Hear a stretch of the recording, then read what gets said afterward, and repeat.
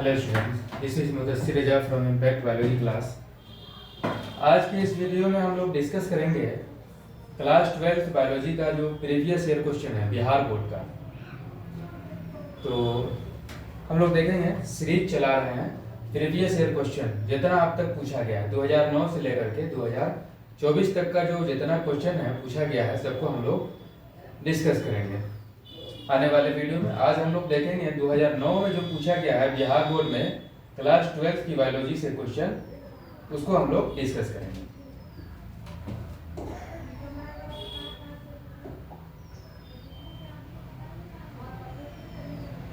चलिए, पहला क्वेश्चन है which one forms endosperm after fusion with male gamete.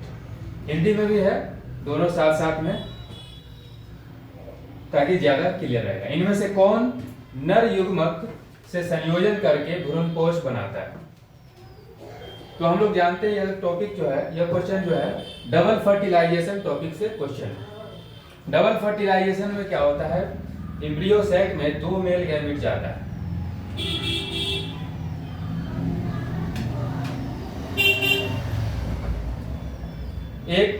एक से फर्टिलाइज करता है और दूसरा मेल गैमेट जो है पोलर न्यूक्लियाई से जाकर के फर्टिलाइज करता है।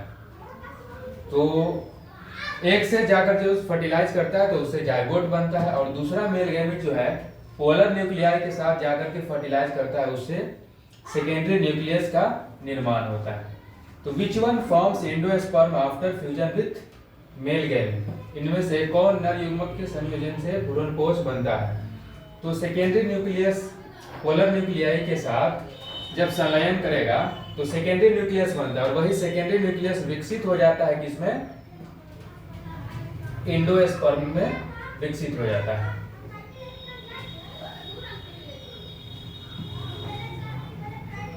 उसी सेकेंडरी न्यूक्लियस को ही पोलर न्यूक्लियाई भी कहा जाता है। पोलर न्यूक्लियाई कहें या सेकेंडरी न्यूक्लियस कहें। तो दूसरा मेल गैमेट जो है सेकेंडरी न्यूक्लियस कहें या पोलर न्यूक्लियाई के साथ संलयन करके क्या बनाता है?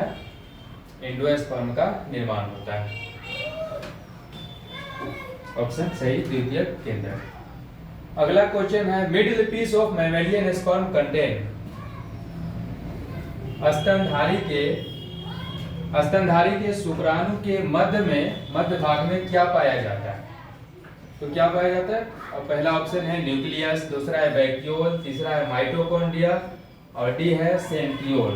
केंद्रक, रसधानी, माइटोकॉन्ड्रिया, सेंट्रियोल। तो स्पर्म के बीच में क्या पाया जाता है? माइटोकॉन्ड्रिया पाया जाता है, जो स्पर्म को क्या करता है? मोटिलिटी प्रदान करता है, गतिशीलता प्रदान करता है। अगला क्वेश्चन है तीसरा, a gene pair hides the effect of another gene pair, the phenomenon is called. स्तनधारी एक जीन जोड़ा दूसरे जीन जोड़े के प्रभाव को दबा देता है, इस घटना को क्या कहते हैं? इस घटना को इपिस्टेसिस कहा जाता है। जब एक जीन दूसरे जीन के प्रभाव को दबाता है तो उसे इपिस्टेसिस कहा जाता है। जब एक एलील दूसरे एलील के प्रभाव को दबाता है तो उसे डोमिनेंसी कहा जाता है, प्रभाविता कहा जाता है। तो इसका सही आंसर हो जाएगा इपिस्टेसिस। अगला क्वेश्चन है in DNA molecule the cytosine is 18%, the percentage of adenine is. एक डीएनए मॉलिक्यूल में, डीएनए अणु में साइटोसिन 18% है, तो एडेनिन का प्रतिशत कितना होगा? तो हम लोग जानते हैं कि डीएनए में प्यूरिन बेस जो है पाइरिमिडिन के बराबर होता है, तो ये चार्गेस रूल कहलाता है। एडेनिन जो है वो थाइमिन के बराबर होता है, और ग्वानिन जो है साइटोसिन के बराबर होता है। तो चूंकि हमें दिया हुआ है यहाँ पर साइटोसिन कितना है? 18%, तो ग्वानिन भी कितना हो जाएगा? 18%, और दोनों टोटल जोड़ करके कितना हो जाएगा? 36%। और हम लोग टोटल कितना लेते हैं एटीजीसी डीएनए में? 100% लेते हैं। 100 में से 36 गया, कितना हो जाएगा? 64। तो 64 में हमारा एडेनिन और थाइमिन दोनों होगा, तो 34 का आधा किया तो 64 का 32। तो एडेनिन कितना हो जाएगा हमारा? 32% हो जाएगा। सही ऑप्शन है 32%। ठीक, अगला क्वेश्चन है पांचवा, increased increased in skin cancer and high mutation rate are due to. बढ़ता त्वचा कैंसर एवं उत्परिवर्तन दर की अधिकता किसके कारण है? एसिड रेन के कारण, ओजोन डिप्लेशन के कारण, CO पॉल्यूशन के कारण या CO2 पॉल्यूशन के कारण।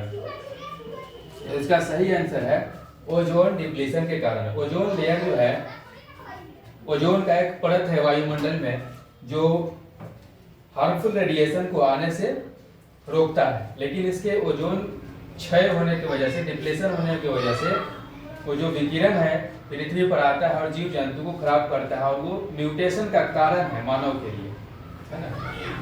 चलिए अगला क्वेश्चन है छठा, Widal test is done to confirm.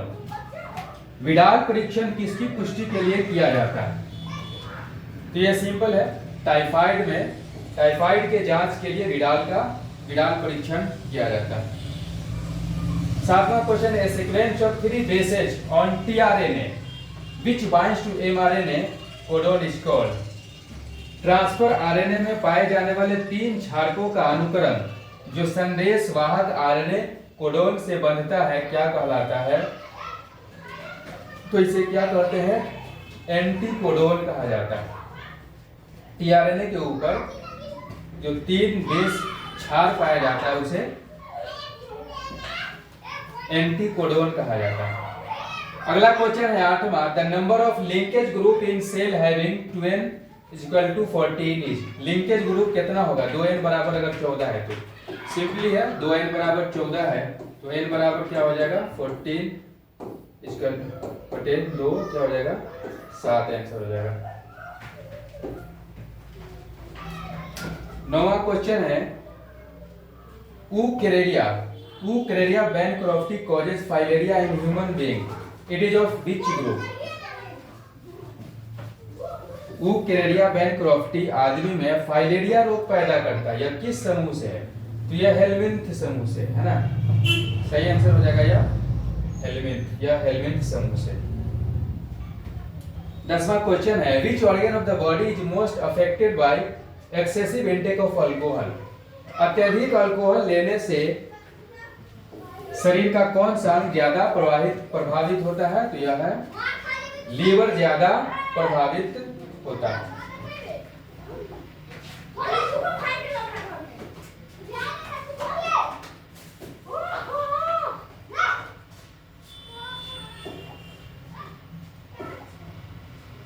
अगला क्वेश्चन जो है स्टेटमेंट वाला, पहले ज्यादा स्टेटमेंट वाला आता था क्वेश्चन बिहार बोर्ड में, लेकिन अब तो कम है। अब ऐसा स्टेटमेंट वाला आता है कि कौन सा स्टेटमेंट सही है और कौन गलत है। ये ट्रू और फॉल्स वाला नहीं आता है। तो इसमें क्या होता है, पहले हम लोग जान लें कि स्टेटमेंट वाला क्वेश्चन हम लोग कैसे हल करेंगे। अगर स्टेटमेंट 1 और 2 दोनों सही है और दूसरा स्टेटमेंट पहले का सही व्याख्या करता है तो इसका ऑप्शन हो जाता है ए।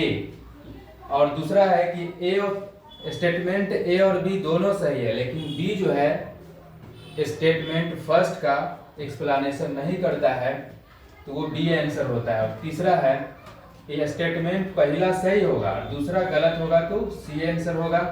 और डी ऑप्शन है कि अगर स्टेटमेंट ही गलत है, पहला स्टेटमेंट गलत है और दूसरा स्टेटमेंट सही है तो ऑप्शन होगा उस केस में डी। चलिए तो हम लोग यहाँ पर क्वेश्चन देखेंगे।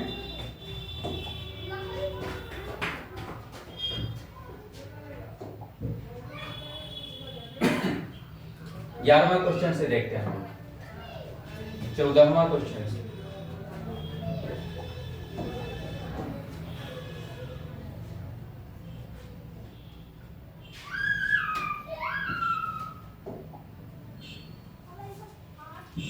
इंग्लिश मीडियम में देखें, phloem is the main conducting tissue. Phloem जो है मुख्य संवहन उत्तक है, ये बात भी सही है। दूसरा है फ्लोएम कंडक्ट्स वाटर। क्या फ्लोएम जल का संवहन करता है? तो ये गलत है। फ्लोएम किसका संवहन करता है? फूड का संवहन करता है, भोज्य पदार्थ का संवहन करता है। तो पहला सही है और दूसरा गलत है। तो क्या आंसर हो जाएगा इसका? 11 का सी, 11 का सी हो जाएगा। अगला क्वेश्चन है 12वां, Each food level in ecosystem is called trophic level. पारिस्थितिक तंत्र में प्रत्येक भोजन का स्तर पोषण स्तर कहलाता है। तो ये बात भी सही है। दूसरा statement, in commensalism one is benefited and neither is harmed. सहभोजिता में एक प्राणी को फायदा होता है और दूसरे को हानि नहीं होती है। तो सहभोजिता में क्या होता है, कॉमनजेलिज्म में एक को फायदा होता है और दूसरे को नहीं फायदा होता है और नहीं नुकसान होता है। तो 12वां का पहला तो सही है और दूसरा का क्या है, दूसरा भी सही है। हिंदी में क्या लिखें, सहभोजिता में एक प्राणी को फायदा होता है और किसी को हानि नहीं होता है। तो ऑप्शन सही है। तो स्टेटमेंट 1 और 2 दोनों सही है। ये है कि एक्सप्लेनेशन नहीं करता है। दूसरा कथन जो है पहले कथन का एक्सप्लेनेशन नहीं करता है। तो क्या हो जाएगा इसका सही, 12 का डी सही हो जाएगा। 13वां क्वेश्चन है, exchange of genetic material occurs during meiosis. अर्धसूत्री विभाजन में जीन विनिमय होता है। ये बात भी सही है। अर्धसूत्री विभाजन में जीन विनिमय होता है। स्टेटमेंट दूसरा है, there is chiasmata formation during meiosis. अर्धसूत्री विभाजन में काइजमा का निर्माण होता है। ये बात भी सही है। तो ए और बी दोनों सही है, लेकिन दूसरा जो है पहले स्टेटमेंट का करेक्ट एक्सप्लेनेशन नहीं करता है। तो 13 का भी डी हो जाएगा। अगला क्वेश्चन है 14, the process of reproduction does not suffer if one ovary is removed. Reproduction की प्रक्रिया जो है उसमें प्रभावित नहीं होता है अगर एक अंडाशय निकाल दिया जाए तब। ये स्टेटमेंट भी सही है। स्टेटमेंट 2 बोल रहा है, the other ovary enlarge to take over the function of missing one of this statement. इसमें कौन सही है, क्या ऑप्शन होगा? तो अगर 2 ओवरी है उसमें से एक ओवरी हटा लिया जाए फिर भी क्या होगा, प्रजनन की जो प्रक्रिया है प्रभावित नहीं होती है। कारण उसका बता रहा है स्टेटमेंट 2, क्योंकि दूसरा ओवरी जो है वो बड़ा हो जाता है। दूसरा ओवरी जो नहीं है ओवरी उसका वो काम करता है। तो इसका सही आंसर हो जाएगा ए, क्योंकि दोनों ऑप्शन सही है और इसका कारण भी बता रहा है। 15वां क्या है, an exception of Mendel's law is linkage. सहलगनता मेंडल के नियम का अपवाद है। ये ऑप्शन सही है। Linkage creates variation in offspring. ये ऑप्शन गलत है। लिंकेज वेरिएशन उत्पन्न नहीं करता है ना। हालांकि ये पैरेंटल कैरेक्टर को और क्लोज रखता है। तो पहला ऑप्शन सही है, स्टेटमेंट 1 सही और स्टेटमेंट 2 गलत है। तो स्टेटमेंट 1 करेक्ट होगा। इसका क्या आंसर है, सी हो जाएगा। 15 का सी। अगला क्वेश्चन है 16, द जिब्रेलिन सार। जिब्रेलिन क्या है, जिब्रेलिन है एक हार्मोन है, एक growth retarders in stem, growth enzyme, none of these. तो जिब्रेलिन क्या है, एक सिंपल एक हार्मोन है। Which part of donor eye is used for grafting in order to cure certain cases of blindness. अंधापन के कुछ मामलों के इलाज में ग्राफ्टिंग है तो दाता के आंखों की कौन सी हिस्सा प्रयोग में ली जाती है? तो इसका सही ऑप्शन है कॉर्निया को लिया जाता है। अगला 18वां क्वेश्चन है, RNA differs from DNA in containing. DNA से आरएनए की विभिन्नता अंग्रेजी के हिसाब से सही देखें हम लोग। आरएनए डिफर होता है डीएनए से, किसके कारण? तो आरएनए किसके कारण होता है तो उसको हम लोग देखेंगे किसके कारण, राइबोज के कारण। आरएनए में राइबोज शुगर पाया जाता है और डीएनए में डीऑक्सी राइबोज शुगर पाया जाता है। और साइटोसिन तो दोनों में होता है। तो किसके कारण अलग होगा डीएनए, आरएनए डीएनए से? तो आरएनए डीएनए से अलग होगा, राइबोज के कारण अलग होगा। अगला क्वेश्चन है मिलाने वाला है, कॉलम 1 को कॉलम 2 के साथ मिलाने वाला है। पोल्ट्री किससे संबंधित है? तो पोल्ट्री में क्या होता है? रियरिंग ऑफ डोमेस्टिकेटेड फाउल, पक्षी को रखा जाता है पोल्ट्री में। दूसरा है एपीकल्चर। एपीकल्चर किससे संबंधित है? तो रियरिंग ऑफ हनी बी, मधुमक्खी के पालन से संबंधित है। एपीकल्चर में क्या होता है? मधुमक्खी पालन को एपीकल्चर कहा जाता है। तीसरा है सेरीकल्चर, सिल्क वर्म के रियरिंग को, सिल्क वर्म के देखभाल को या सिल्क वर्म पालन को क्या करते हैं? सेरीकल्चर कहा जाता है। और तीसरा है रियरिंग ऑफ फिशेज, इसका आंसर सही हो जाएगा पिसीकल्चर, मछली उत्पादन को पिसीकल्चर कहा जाता है।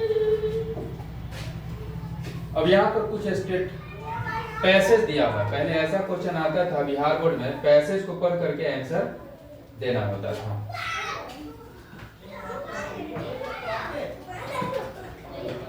Viruses are ultra microscopic particles found in nature. तो सिंपली हम लोग बिना पढ़े हुए भी इसका आंसर दे सकते हैं। कॉमन कोल्ड किसके द्वारा उत्पन्न होता है? तो कॉमन कोल्ड जो है वो कॉज किया जाता है राइनो वायरस के द्वारा। दूसरा ऑप्शन है virus is made up of. Virus क्या क्या चीज से मिलकर बना होता है? प्रोटीन और न्यूक्लिक एसिड से मिलकर बना होता है। ये समरी है, वैसे इसमें पढ़ेंगे हम लोग तो इसका आंसर मिल जाएगा, लेकिन ऐसे ही हम लोग बिना पढ़े इसका आंसर दे सकते हैं। Viruses are studied in, virus का जो अध्ययन है क्या कहलाता है? वायरोलॉजी कहलाता है। तो आज के इस वीडियो में हम लोग इतना ही रखते हैं। एक साल का क्वेश्चन हम लोग देखें 2009 का, फिर अगले क्लास में हम लोग इसी प्रकार से 2010, 11, 12, 13 जितना 2024 तक है सब क्वेश्चन को हम लोग डिस्कस करेंगे। तो इसी प्रकार से और भी वीडियो पाने के लिए हमारे YouTube चैनल को इम्पैक्ट बायोलॉजी क्लास जो चैनल का नाम है उसको सब्सक्राइब करें, बेल आइकॉन को भी दबाएं ताकि नोटिफिकेशन आपको मिलता रहे जो नई नई वीडियो डाली जाएगी। धन्यवाद।